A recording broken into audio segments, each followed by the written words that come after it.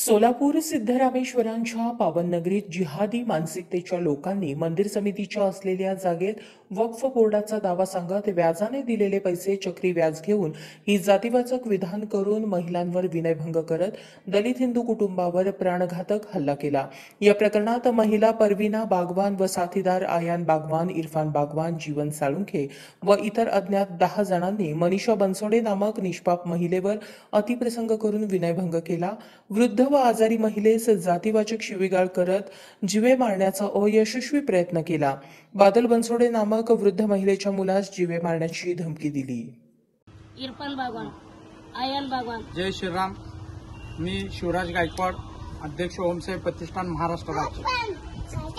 आज दुपारी सिद्धेश्वर मंदिराच्या समोरच्या टेकडीवर राहणाऱ्या बनसोडे परिवारावर अत्याचारजनक प्राणघातक हल्ला ही आपली ताई बनसोडे ताई त्यांच्यावर काही पोरं काही महिला घेऊन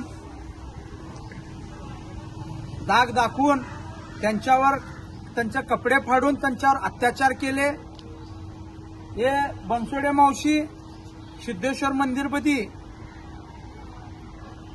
बसतात, तिथं काय लोक खायला आणून देतात, त्यांच्यावर त्यांचं घर उदरनिर्वाह चालतं। त्यांनी काय बाई परवीना बागवान या महिलेकडनं त्यांनी 50,000 घेतले होते। पैसे देऊनही परत तुम्ही लाख रुपये द्यायचा म्हणून त्यांना जाचक असा अत्याचार त्या टेकडीवर 4 पोरं पाठवून रोज करतात। त्या बनसोडे कुटुंबाला जातीवाचक शिवे दिले आहे आणि त्यांना प्रशासनाने योग्य ते न्याय द्यावं हे मी प्रशासनाला निवेदनाद्वारे व्यक्त करतो।